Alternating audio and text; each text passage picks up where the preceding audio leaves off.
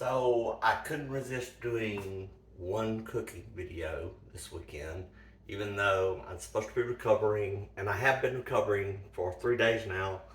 So it's Sunday now, and I'm recovering because I had to have a little surgery on the skin on my back, and so it is healing. I feel better today. I'm just not going to overdo it. So this isn't even really cooking. This is like comfort food made easy. So I'm going to make my loaded up nachos, and basically besides ground, frying up the ground meat, really everything else is just putting it together. Oh, I do cut up onion and tomatoes, but besides that, so I had to do something because what's better to heal with than comfort food? So I'm hoping that I can do this by myself, and I'm just trying to take it easy and relaxing. And Bayou, for those that follow me on Facebook, know that Bayou was bit by a copperhead snake last weekend. He's doing so much better. He's back to normal. Just about finished with all his meds. I think he gets on through Tuesday, I believe, and today's Sunday. So just a few more days of his meds. And he's finished up 2 of his meds already. So just one medication now, twice a day. So he's doing great. Bella's doing great. They're all beneath my feet here, but since I've got the camera on stand, you can't see them. So I will show you Bella though, because she's easy to pick up. That's my baby Bella. And I will wash my hands before I do this. Alright. So we're going to switch down and I'm going to show you the ingredients. Alright, so these are the ingredients. You probably can't tell the difference in these two. But anyway, there's some chopped up onions. These are green chilies. And I usually use the mild green chilies because I also have jalapenos over here that are chopped up that go on the top at the end. I've got corn. I've got 2 different kinds of cheeses. This is regular cheddar cheese shredded, and this is pepper jack cheese shredded. I use black beans. They look a little brown on the video, but I promise they're black beans. Tomatoes, just a little bit chopped up. You can save a lot of steps, and this is cilantro, where I've chopped up some cilantro. You can save a lot of steps if you just buy pico de gallo already made, and if you got all this on a can instead of just doing it yourself, makes it a lot easier. But I love to cook, so I do a lot of this chopping up myself. So anyway, but a can of pico de gallo works because it's tomatoes, the onions, green chilies, and corn, black beans, cilantro. Cilantro is key. That's the basic ingredients. Now, as most of you know, I don't eat red meat, so this is turkey meat. Since I don't eat red meat, I use this big bowl of chips.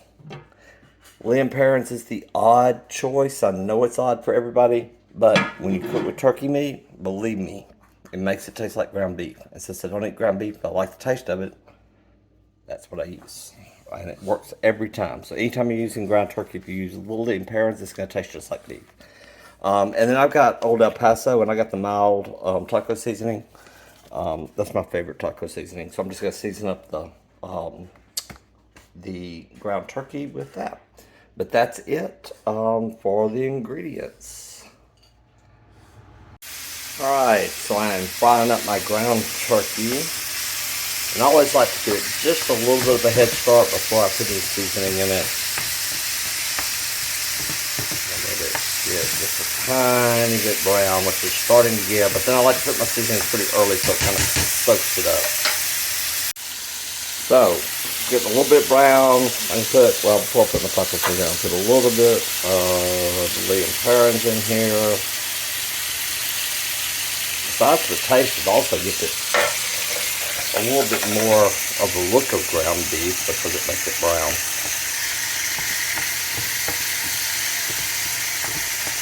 Alright, going. Like I said, this is the easiest thing in the world to do.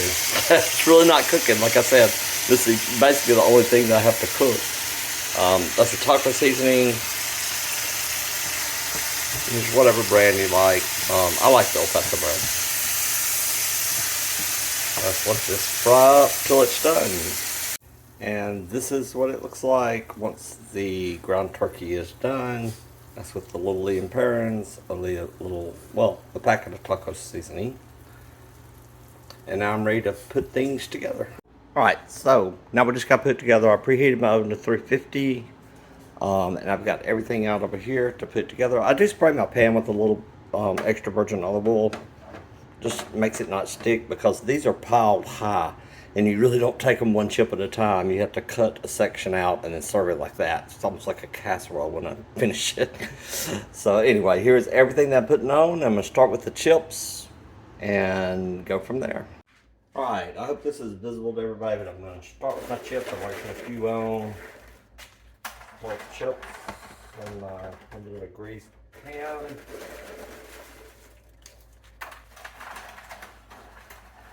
Also, if you've never made homemade tortilla chips, these are not homemade, but they're super easy. It's just to cut up corn tortillas and fry them up, and they're so good fresh.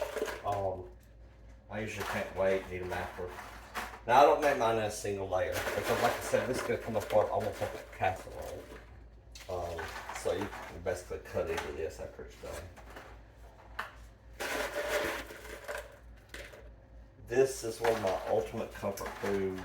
I would say this, gumbo, and anything with pasta. It's definitely a go-to comfort food. And it's for a side dish. It's always macaroni and cheese.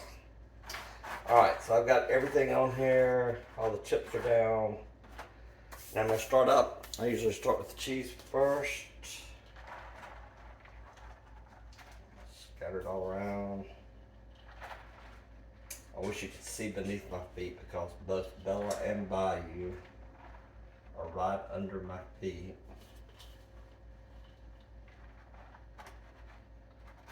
I have to kind of rearrange the... Alright, I'm just going to go ahead and put both cheeses. Sometimes I'll layer them a little different. This is the cheddar cheese and the pepper jack cheese that I'm putting on. I like to coat it really well.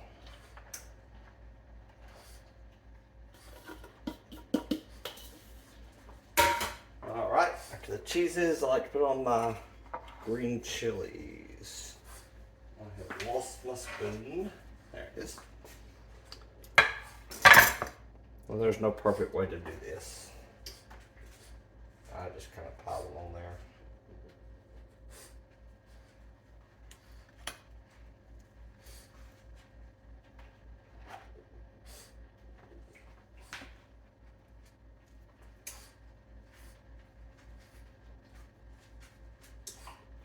Just make sure every serving has just a little bit of them on there. And you're good.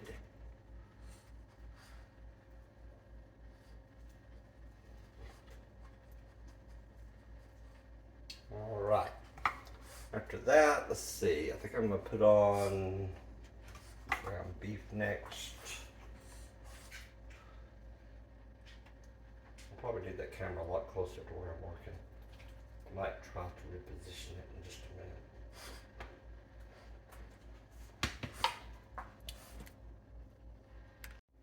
There. That might be a little bit better.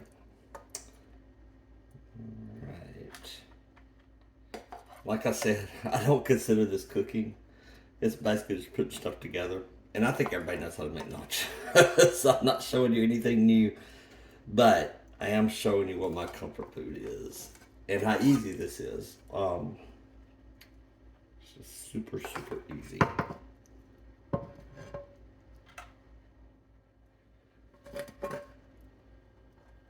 I like to tell myself that it's nice fattening, because I'm using ground turkey, but we all know that's a lie when you see what else is on here. Kind of spread your ground beef around a little bit, or your ground turkey a little bit. And then I'm going to put some tomatoes. I'm going to do this first. I'll put a little bit of corn.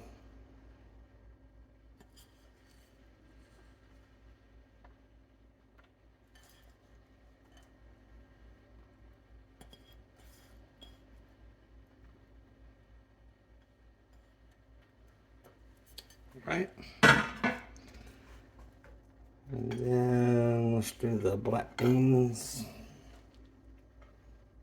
It does get messy. kind of spill it over some.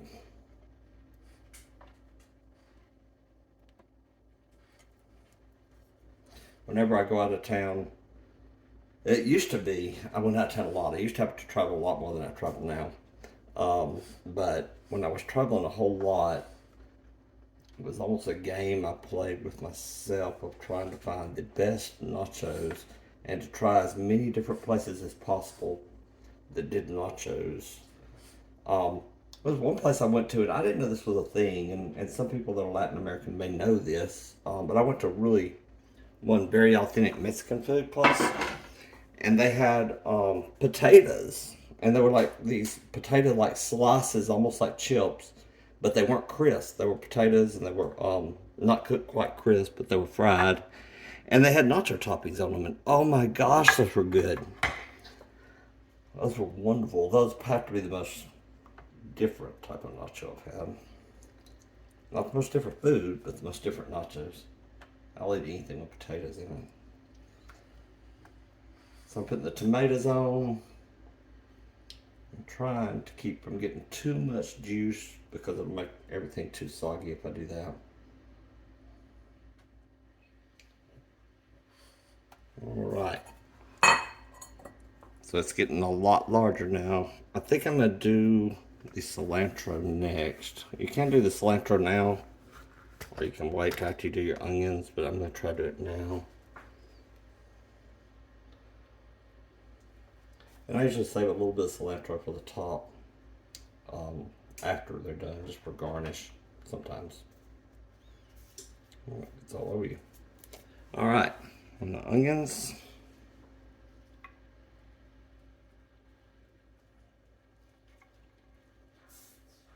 I may not need as many as I chopped up, but we're going to go for it.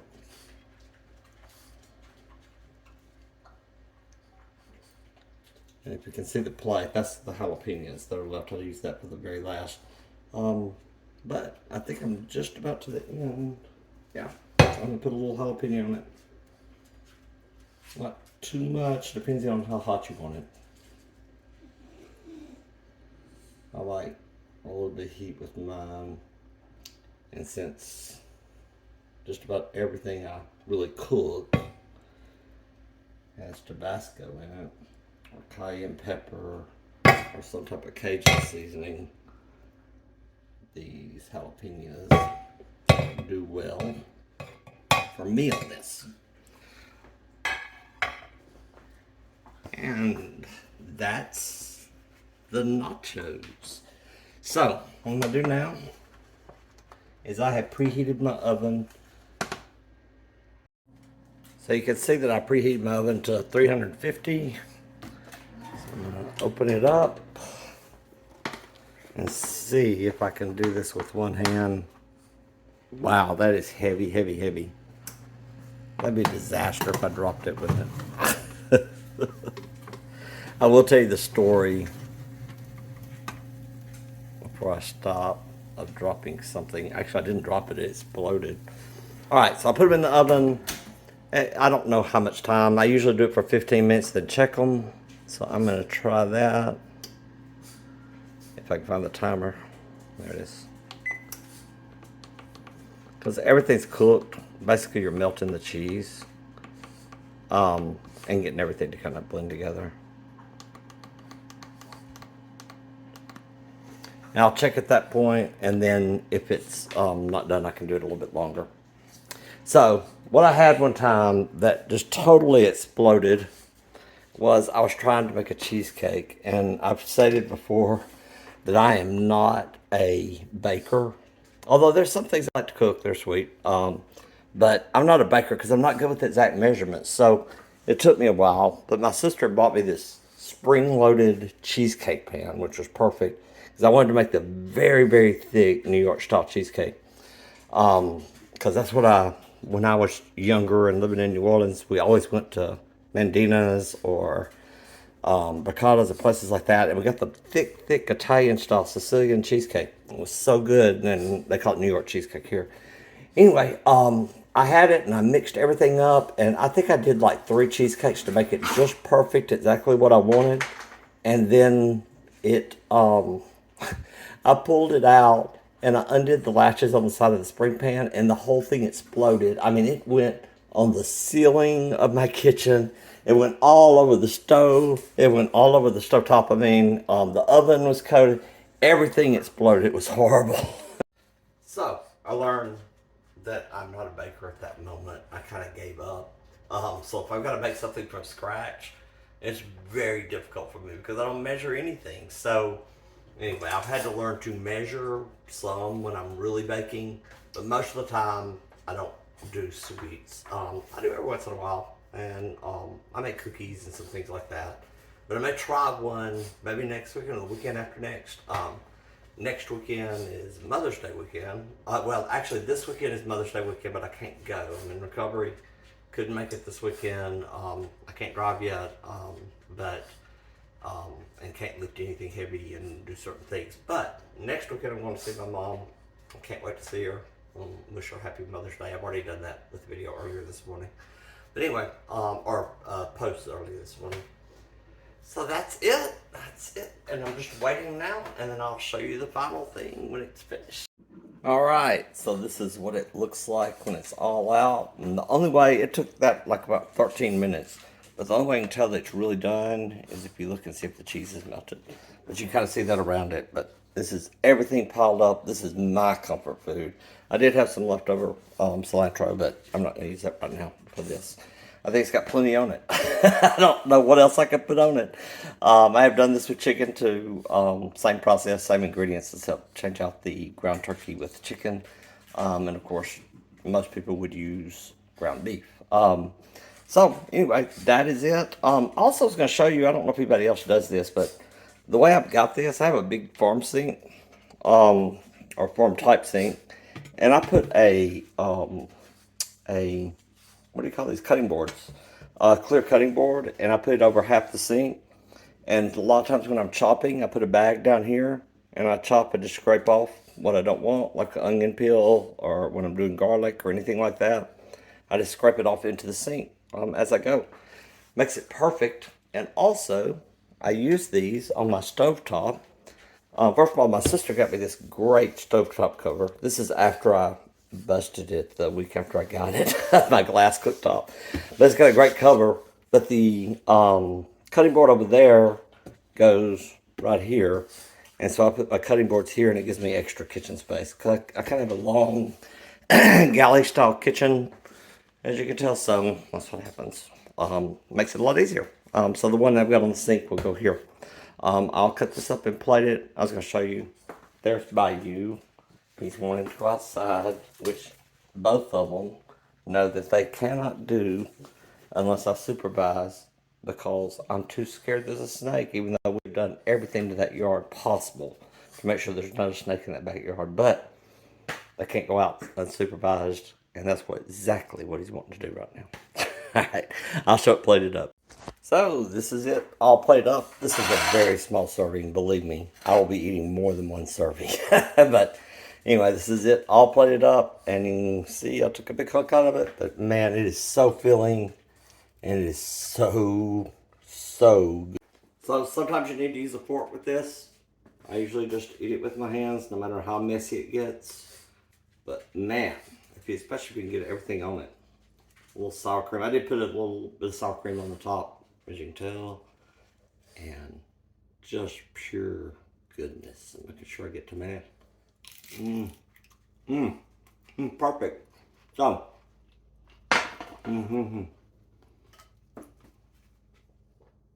that's how I do my loaded up nachos with everything.